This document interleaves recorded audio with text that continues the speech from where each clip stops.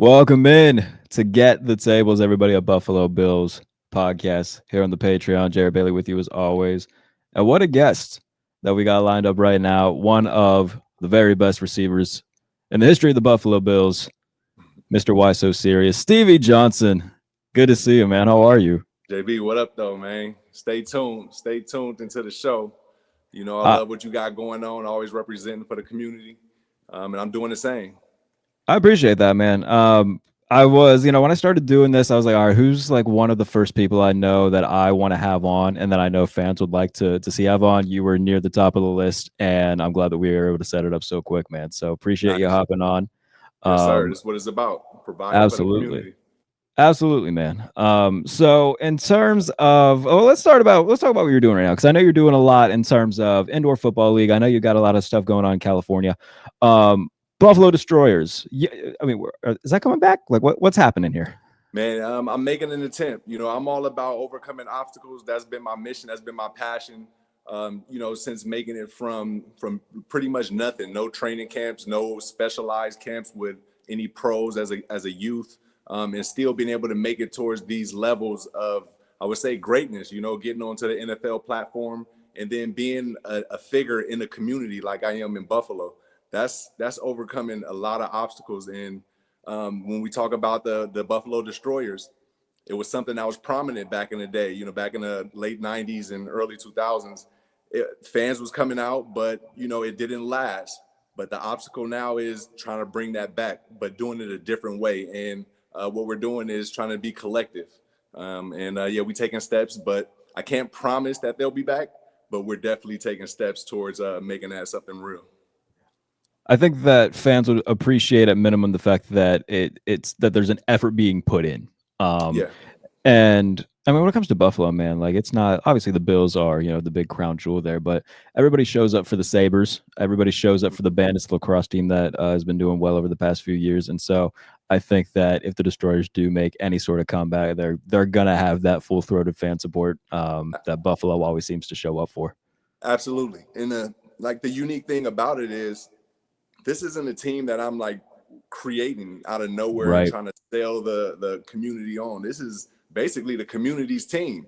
Now they'll have the opportunity to have ownership. They'll be able to things that you want to do for the Buffalo Bills, because that's our number one. That's the uno right there.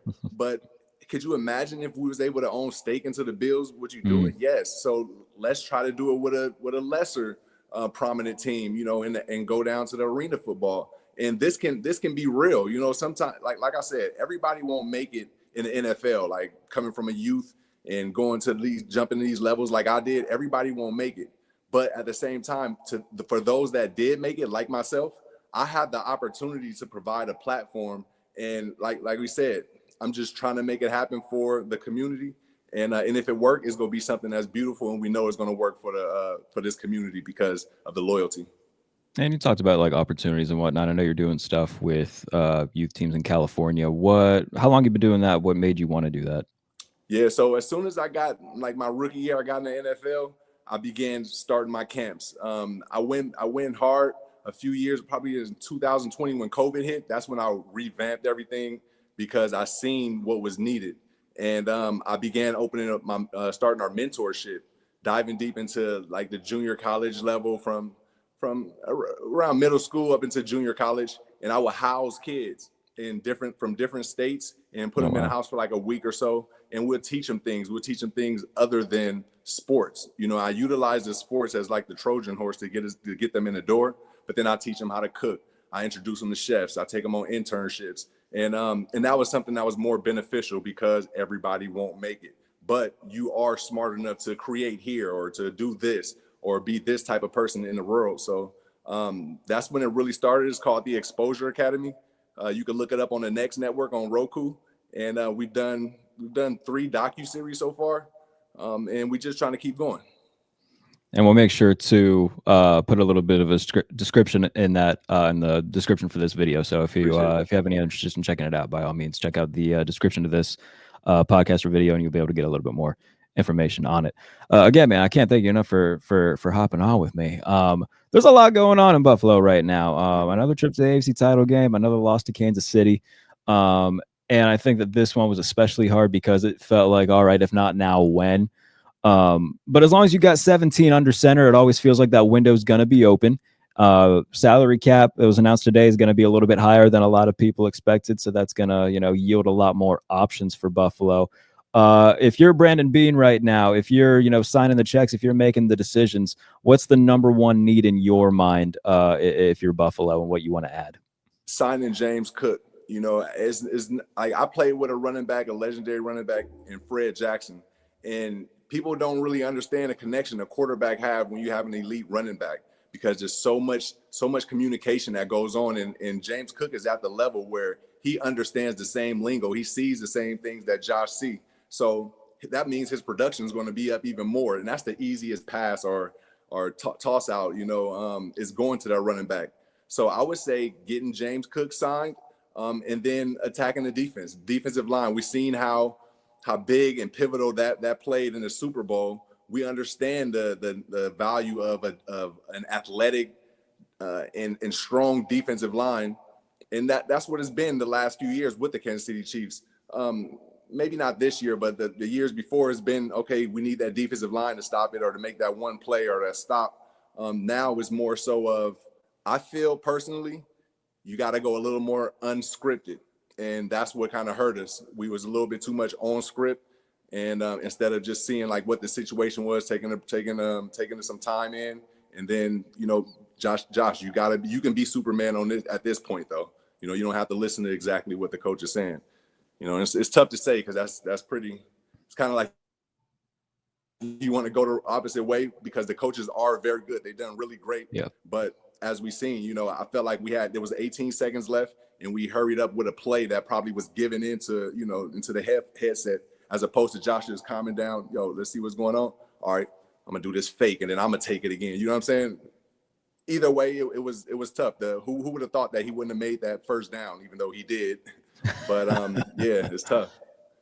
Yeah, and I think that there's kind of like a split between fans who are like on board with, oh yeah, absolutely extend James Cook. If he wants 15 million a year, then give it to him. Especially when you look at how a lot of the money is divvied up right now to certain guys who might be playing a little bit below what they're getting paid. To say it as nicely as humanly possible, but it would put him second in the league in terms of annual money behind Christian McCaffrey in terms of running back earners. And I think that some people look at that and be like, all right, well, Saquon Barkley's making less, Derrick Henry's making less. Well, those two are also older than James Cook. You're not going to divvy up $15 million to a 30-year-old running back. But James Cook, a guy who's still in his prime and getting better every year, I do agree that keeping him around and having that easy button in the backfield, especially in a Joe Brady offense where he's shown that he's going to utilize the run game as much as possible and take the pressure off Josh, it makes all the sense in the world to keep him around. Absolutely. He's only going to get better in the next 4 years, so why not take advantage of it now? And the game is every year is the evolution of it. So for somebody to be the next highest paid or the next this and that, James is at the perfect spot with his youth, his abilities, and with his contract coming up.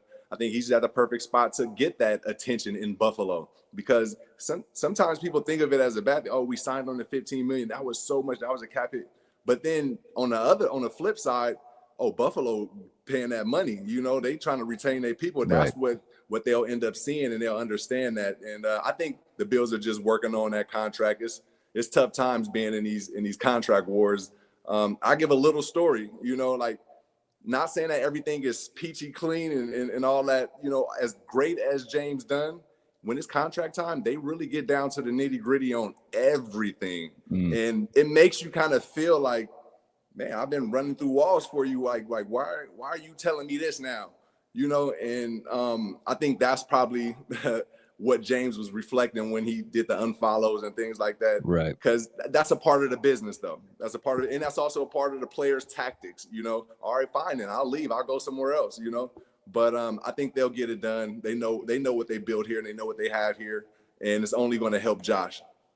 Speaking from experience, what are those negotiations like when you're looking for an extension, a new deal? From your experience, how stressful can those things be? And, for you, was it done, quick and painless? Was it, maybe in the middle, or was it, a long process that you're like, man, I don't know if this is going to get done? Yeah, it's never painless, I would say, Mm. because they're always going to bring up something like, let's say you sit out for the third quarter of something. This is how petty it can get. Oh my. Oh, well, you sat out that game. I don't know if you had the lung capacity to continue. We're going to need you for, what I'm saying? Like little things like that would get called out. Oh, you was injured. You didn't really have practice with us for like 2 or 3 weeks. It'd be like BS stuff that you think like, man, you guys should never trip off that, because you half the time y'all telling me to rest. So it'd be little things like that you don't really expect to hear, and then when you hear it, it's like, these guys, like when I in my contract talks, they start bringing up how slow I was, and I'm like, you guys never said anything about my speed throughout all this that we doing, and now you talk about, well, he's a slower receiver. Like, okay, fine, okay.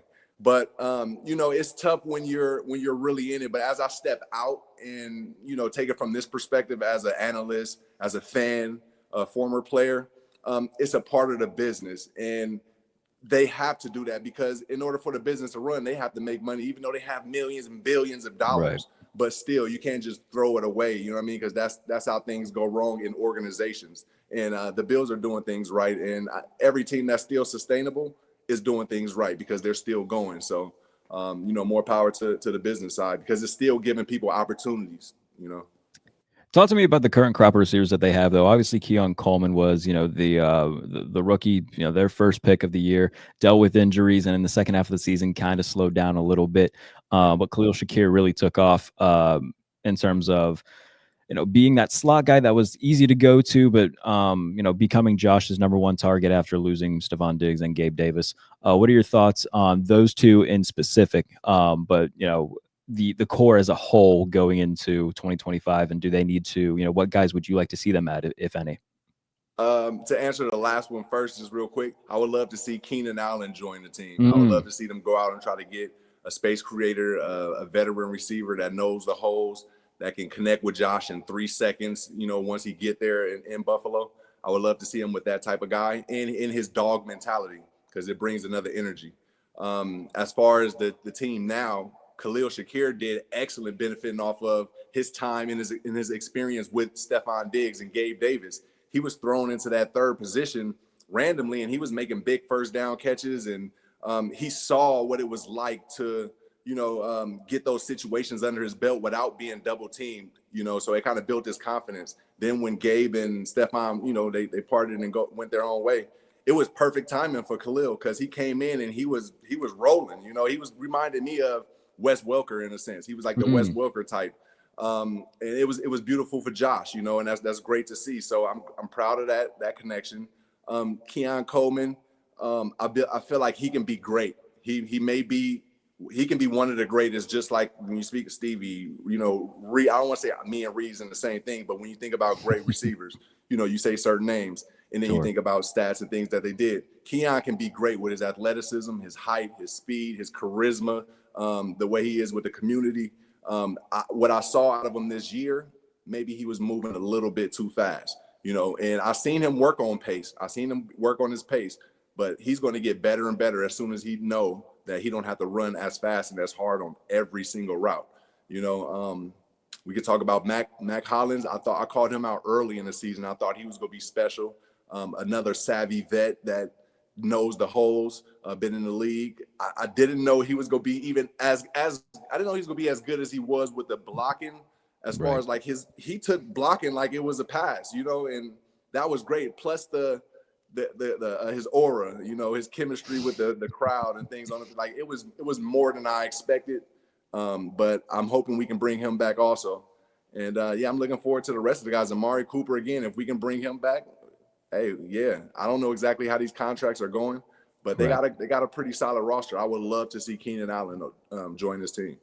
From the view of Khalil, can you relate to that a little bit? Because, you were a 7th round pick and then eventually earned the right to be the starter. Khalil Shakir was the 3rd receiver last year and now is thrust into the number 1 spot. What's the mentality like from a receiver knowing, all right, I'm going to be getting more targets and I got to do what I got to do to be able to, to back that up? Man, you so ready. You just so ready for it, because you feel like, it's going to be as easy as it's been when I had Lee Evans out there lined up, when I had, everybody running, looking at Fred Jackson. I had, Roscoe out here, Josh. I had those guys out there. So nobody's thinking about me. So it's easy. I'm ready to take over. That was a part of the process of confidence. And that's what Khalil was getting. So when it was his turn, I don't think he hesitated at all from stepping up and saying, yeah, I'm ready to take on this challenge. And we saw him grow and evolve because he had to take that number one role. And he went dang near probably third of the season? No, 3/4 of the season without missing a catch, So it's like, this dude is doing his thing, and that's with double coverage and teams that know who he is. So hats off to Shakir, and hopefully he continue to evolve. And you also brought like Keon Coleman, like the too fast thing. I think a lot of people will hear that and be like, "Oh, that's kind of crazy. A guy can move too fast." But the pacing wise in the NFL is a lot different, and I think that there is something to just being a little bit too antsy and just needing to like calm things down a little bit. What were some things that maybe you did, or what are some things that receivers can do just to kind of hone that in and become more of a savvy receiver compared to just a dude who bolts downfield and tries to get 9 routes? Yeah, the main thing, I'll speak on the main thing. I feel like I'll be going a lot, but the main thing is getting out on that scout team. This is what helped me. When I got on in the NFL, you step in and you think, oh, it's professional. I have to do this like this. I have to do, you know what I mean? And it kind of deters from your creativity because you're trying to be perfect every time. But when I got on to the scout team and I was just running routes with them, they don't care how you run routes on a scout team. Just do whatever you got to do on the script when they hold it up. So when I did that with Fitz as my quarterback, I was seeing like, oh, I got way more time before he can throw that ball to me, and it still works out. So I love doing scout team. You gotta take advantage of those times where, all right, defense is up. You probably just ran from the ones because you're supposed to. Hey, circle back and get on the scout team and service the defense and work on your moves, work on your pace, work on things, and it'll help you because it benefited me, and that's one of many things that you can do, but that was the most beneficial if you're playing in the league or if you're playing in high school or JUCO or whatever. Some coaches will not, they're not going to agree with you. Maybe now they will, but back when I was doing it, the coaches wasn't agreeing with me slide stepping and doing hesitations and stop and go, standing upright, doing certain things, lining up certain ways, even though I'm supposed to be outside the numbers. They wasn't giving me credit for that, so you got to believe in what you're doing and be really strategic with it. And I utilized the time of scout when I knew they didn't have too much power on what I did. So, and that just helped me ultimately. And the relationship between receiver and quarterback, obviously incredibly important. You and Fitz obviously had a really good connection for a long time. How did you go about building that relationship from day one with him up until your last season with him? What's that process like of really building chemistry between quarterback and receiver? Yeah, it was really unique because when I got drafted, I was flying into Buffalo, and we stopped in Arizona. And Arizona, a guy come, hey, you going to Buffalo? I'm like, yeah. How your socks? I had on red and blue socks. I was swag, styling it up. And he like, well, I'm Ryan Fitzpatrick. I'm quarterback, and I'll be going to Buffalo also. So we flew from Arizona to Buffalo together, not knowing that we was going to become who we were. So that was special in his own. And then, like I said, it jumped into the scout team. When he came in, I think Trent Edwards was our main guy, and Fitz was just on a roster, and me and him connected on the scout team, and we was just having fun. And like honestly, we didn't do too much talking with each other. We just knew, that coach put the play up. Hey, Stevie, you do what you do, and it ended up being something that we called later on. This, you do you, basically. And that's where the chemistry came from scout team.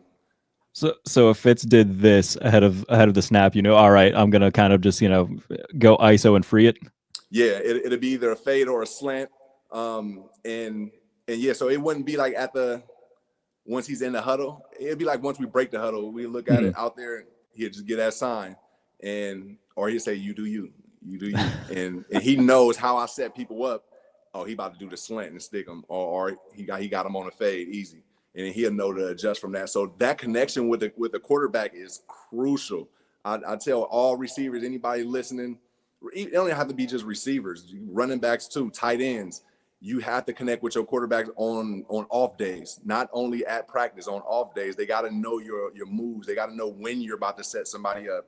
I spent like maybe 2 to 3 hours with Colin Kaepernick when I was traded from the Bills to San Francisco. Mm-hmm. And when I went into San Francisco, I didn't know Cap threw as hard as he did. He threw really hard, and I had to get used to it because I need time to do certain things, you know, and I didn't want to get my head knocked off, break my fingers, which he did broke one of my fingers.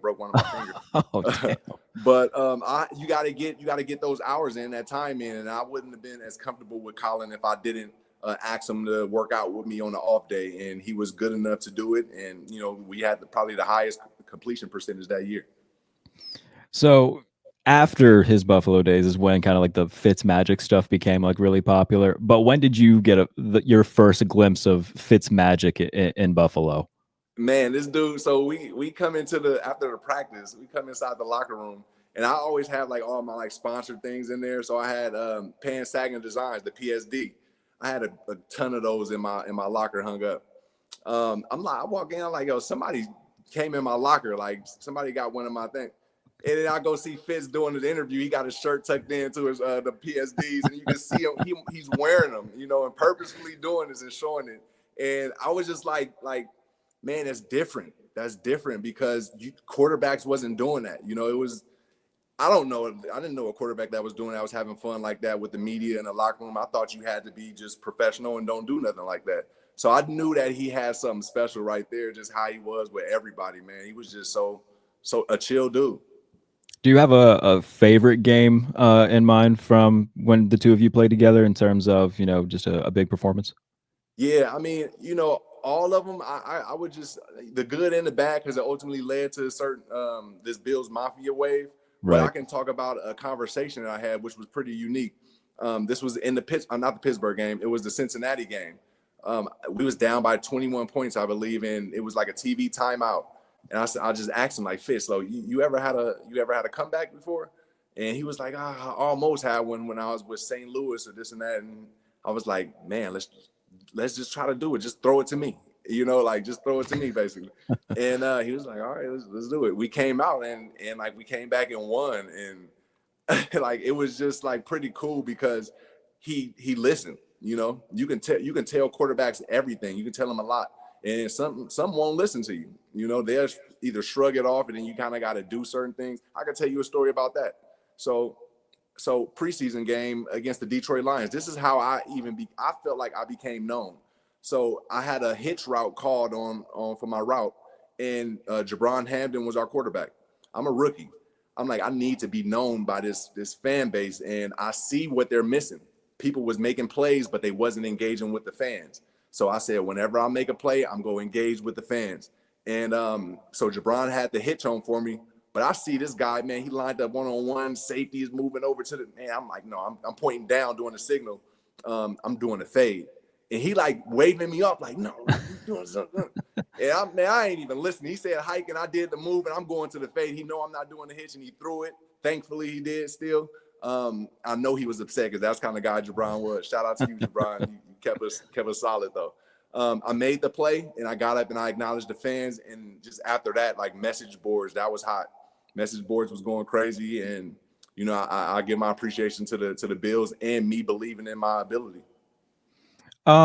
In terms of, you know, you coming to Buffalo, Dick Jauron was your first head coach. Obviously, he recently passed away. What can you say about Dick Jauron, the type of head coach that he was? Man, he was super good, man. He was like a father figure in a sense. You know, he wasn't one of those rah-rah yelling type of guys. He was really chill, and like he was like a mentor in a sense, you know. I can't say that. I'm trying to think of a story where it was kind of opposed to just saying all of the right things for him, but it was all of that. And I think I was very happy to run into a coach like that in my rookie year, because I've heard stories about tough coaches and this and that. And, you know, that can do certain things with your mind. Certain coaches will get on the field and say, oh, hey, what are you doing? Do it like this. Or that's not how it's supposed to look. He wasn't like that. He was like, hey, if it worked for you, continue to do it, strengthen it. You know, he was like a fatherly figure type. And I was appreciative to have Coach Jauron. I recently saw who was it? I think it was Ben Roethlisberger, maybe. He was talking about life after football and whatnot, and he made the point where he's like, "I don't miss playing so much. I just miss the dudes. I just miss I miss the environment." Is that the consensus for guys when they walk away? It's like not necessarily missing being on the field so much, although I'm sure that you might sometimes, but that the bigger thing that you miss is just like that environment and being with the guys. Yeah, both. Yep, he's Mm, right. Because he's probably saying he don't want to be on the field because that pain afterwards. right. The risk of those injuries and having to deal with that and then get back on the field. So I understand what he's saying. We're all competitors, so we definitely miss it, miss playing. But yeah, definitely, man. It's like you start your life at probably. I started at 14 years old, Mm, and from 14 all the way up till I got to 30, it was all scheduled, itinerary from minute to minute, hour to hour, week by week, day to day, all that stuff. And then you just stop. It's just over with, and you have like maybe a few months or up to a year to kind of, dang, what's going on, what's happening, what kind of schedule do I have? Some people can have that figured out while they're playing and things like that. That's great. That's great. Hopefully people are listening to that, because start thinking about that now. But then you have other guys that I think about. RIP to Vincent Jackson. I felt like he was a very prominent receiver to where he had contracts and things. There's no reason why he should have went on the way he went on at the end of his life, I would say. mm, And I feel is because there is not enough things out there for them to do, like the indoor football league.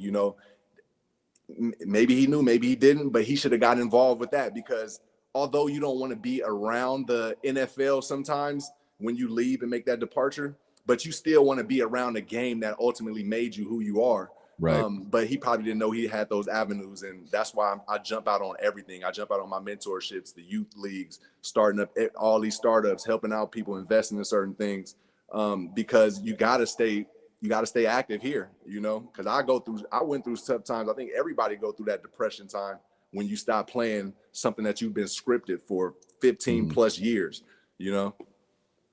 How did you know like that you were probably done? Like, was that like a real like sit down moment? Be like, man, I got to really acknowledge that my career could be done. Man, to be honest, man, great question. Super great question. Like, I felt like I made my decision too early, to be honest. Oh, really? I was the type to run through walls. I need to stay on the field. I need to do whatever I can to not let my position get taken. So I need to get shots, injections. I need to do everything that I need, all that stuff that I need to do to stay able and active.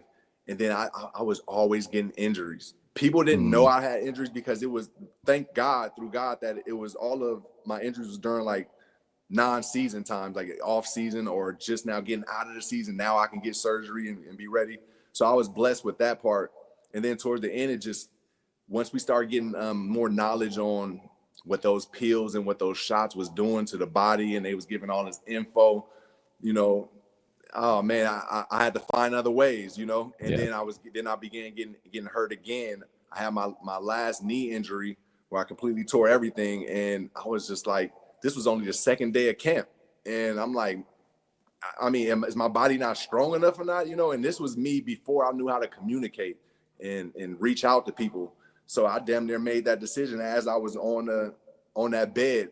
Like, enough is enough. Doctor said if they want me to repair it, like, they got to cut it off and put a medical knee, or I mean, not a Mm, medical, but a metal knee or something. yeah. Um, if not, you got to just be going off on one ligament. I'm like, damn, man, like that's my superpowers, running with the knee. Right. You know what I mean? So I kind of made that decision right there, but I don't think I should have made it that fast. That was my story. I don't know how other people's story was. Even then, though, man, I think that for you, I mean, becoming the first receiver in Bills history to go 3 straight years, 1,000 yards. I mean, that ain't something to just bat an eye at. That's a damn good career that a lot of people would trade to have. Man, thank you, brother. And that was something that I didn't even know was happening until before we made, like, it was. That's a good point. Did you? Yeah, every time somebody asks like a quarterback or receiver about, oh man, you're this close to breaking a record, and they're like, oh yeah, I don't worry about that. That's bullshit, right? Like some dudes kind of Man, know for about real. it. I used to think that was BS too, but as it was happening, it was like, yo, they didn't tell me I was this many yards away. Right. They're not saying like, oh, you made 1,000 yards. If you do another 2 more, then you would be this. They didn't say none of that. It's just you just trying to go out and continue producing. And then I ended up looking because I needed to get 1,000 yards. That's the goal for receivers. You get 1,000 yards, you go to another level. And I was at like 900 something, and I needed to get it on the New York Jets. And we did an out and up. Got the play, thank God, and everything. But that was one that put me over. I still didn't know that it was the 3,000 thing until the TV timeout. Then the TV timeout came on, and you see it on the stage. They're like, Stevie Johnson first, to be this and this. And I'm like, what? We got all these star ghosts. They didn't have no 3,000. That's crazy. And a guy from 7th round from Hunters Point, California, came here and did that. It was definitely a special, surreal feeling to be officialized in the Bills history. That's awesome, man. What's one thing that you would want to say to Bills fans as a whole? I mean, you were there for a long time and, helped, instigate the whole Bills Mafia, movement. But what would you say to just Bills fans as a whole? Dude, thank you, because I was just a kid from 7th round, not having no training, no nothing, just believing in my vision. And, I had some good plays, which they love me. Everybody go love you when you do good. But I had the worst play in my life. I'm wide open, and I miss a pass. I don't know how that happened. I still don't know how. Me and guys still be talking. If they thought that tweet was bad, they should hear what I be talking about to them now. It's all love, and I'm always a believer. But ultimately, I say thank you because that community didn't let me stay down. They picked me up. When I felt as low as I ever felt in my football career. But they was there for me, and they supported me, and I really appreciate that. I love that. That would have been a good place to leave off, but I didn't even ask you if you feel like you deserve like a check from the NFL for like kind of like being one of those dudes who brought back like real fun end zone celebrations, and now everybody has like all these choreographed things. You see the Vikings doing something from a movie where they all do it. Yours were so fun though because they were just so subtle, just lifting a shirt with a little message. I thought that was always fun. Do you feel like you're a pioneer of some sort? Yeah, one of them. I always want to give shout out to the greats before me, and I would say like Terrell Owens, Chad Ochocinco, and when him and Steve Smith was going back to back with it. That was great to see. They inspired me. Me being from San Francisco, seeing T.O. actually have fun doing the bankhead bounce in the end zone. Like, whoa, Rice is the only one that scored, and he don't do none of that. But you having fun with it. Okay, that's pretty cool. And so yeah, giving credit to those guys, man, is what inspired me to do those things. But I definitely wish I was able to play in this time because I would have some epic things going. I'll give you one that I was set up to do, but I just didn't get in the end zone when I was with the Chargers. This is great. Yes. I had my cell phone, and I gave it to the trainer. I said, when I get in this end zone, get my phone, and I'm gonna go live. I'm gonna go live from the end zone. Like, you see the score? Look at that. Yeah, we did that. And man, I didn't get in the end zone. I got close. I gave it to Tyrell. What's his name? Tyrell Williams. I gave it to him actually. I gave my phone to him, and he was holding it for me. I probably should have just did it anyway, even after the first down, just to see how monumental it would have been. But I didn't get the chance to do that, and I think about that all the time. Oh, I love that. That would have been so fun. Well, man, listen, I appreciate you hopping on with me. Bills fans love you forever. Appreciate you coming on. Is there anything else that you want to get across before I let you go? Yeah, hey, look, contact. You see my name is Stevie at hbhfclub.com. We got our Buffalo Destroyer mission that we're trying to bring back to the city. So if you guys got any intel or any collaboration or partnership ideas, we're setting up our group now. Contact on anything, even if when doing like speaking engagements, anything with the community, we here to create. My team is the HBHF Creators, which stand for Handle Biz, Have Fun, and our motto is Handle Biz, Have Fun, Repeat. So don't hesitate to tap in with us. Thanks for the time, brother. I love it, man. No, thank you for the time, and hopefully, by all means, we'll do this again, especially once we get closer to the season. Love having you on, man. Thank you. Yes, sir. Thank you. One love, y'all. Thank you all so much for tuning in to Get the Table. See you later on next week. Take care.